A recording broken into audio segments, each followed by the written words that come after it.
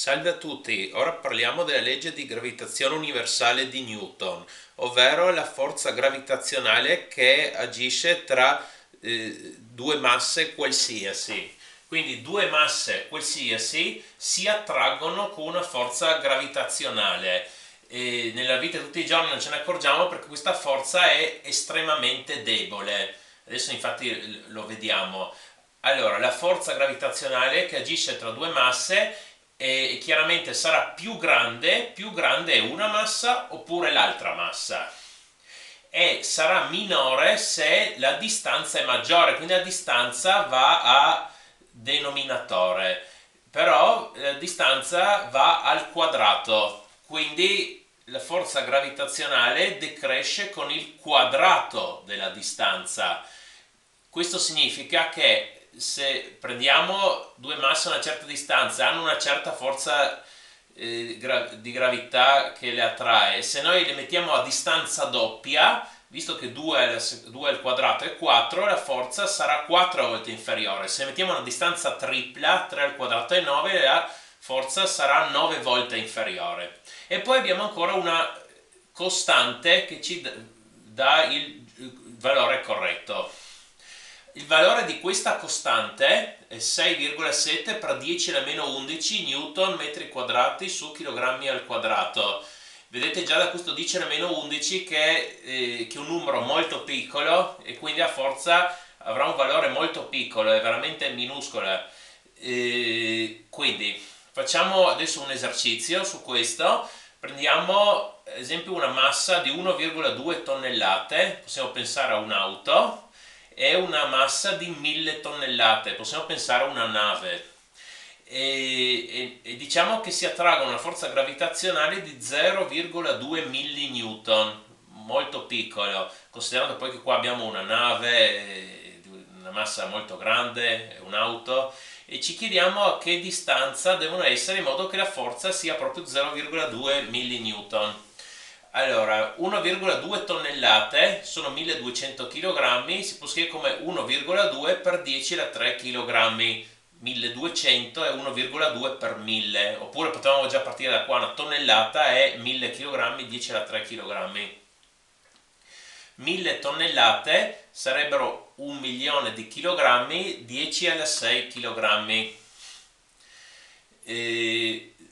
0,2 millinewton sono millesimi a 0,2 per 10 alla meno 3 newton, però per scriverlo proprio in notazione scientifica si usa un numero tra 1 e 10 che moltiplica la potenza 10, allora invece di 0,2 mettiamo 2, però dobbiamo mettere 10 a meno 4 perché se noi questo 0,2 lo, in, lo moltiplichiamo con 10 per avere 2, quest'altro dobbiamo dividerlo con 10 in modo che il prodotto sia uguale. 10 a meno 3 diviso 10 è 10 a meno 4 newton. Adesso questa è la formula di gravitazione universale, noi dobbiamo cercare R, allora moltiplichiamo con R al quadrato. Qui forza per R al quadrato e G M1 M2, qua R al quadrato è andato via. Adesso dividiamo con la forza in modo da che ci rimanga R che cercavamo, quindi G M1 M2 fratto la forza gravitazionale.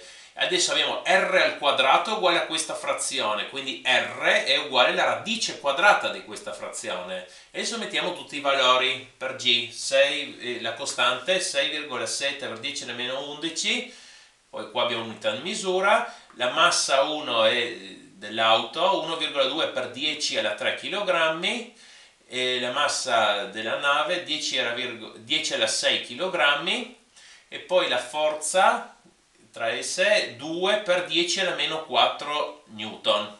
Adesso vediamo che chilogrammo per chilogrammo è chilogrammo al quadrato che va via con chilogrammo al quadrato, qui newton va via con newton, e adesso mettiamo tutti questi numeri 6,7 1,2 fratto 2, li mettiamo insieme le potenze di 10, 10 alla meno 11 per 10 alla 3 per 10 alla 6 fratto 10 alla meno 4, e qui vediamo che rimangono metri quadrati. Allora, è tutto sotto radice. Adesso se voi calcolate questo con la calcolatrice scientifica basta inserire basta calcolare soltanto questo con la calcolatrice scientifica, trovate praticamente 4,002. E qua come si fa con le potenze 10? Allora, meno 11 più 3 più 6, e visto che qua c'è una divisione bisogna fare meno 4 e quindi più 4, meno 11 più 3 più 6 più 4 e viene fuori 2, quindi 10 alla 2 metri al quadrato. Sto facendo la radice quadrata di questo numero, vedete che è praticamente 2. Radice quadrata è 10 al quadrato, la potenza si divide con 2 perché la radice seconda, 10 è la prima, radice di metri al quadrato sono metri, 2 per 10 fa 20 metri. Vabbè, quindi deve essere a questa distanza in modo che la forza sia tale. Ah sì, è importante, questa distanza va calcolata tra i baricentri delle due masse. Va bene? Per favore mettete un mi piace e iscrivetevi, grazie.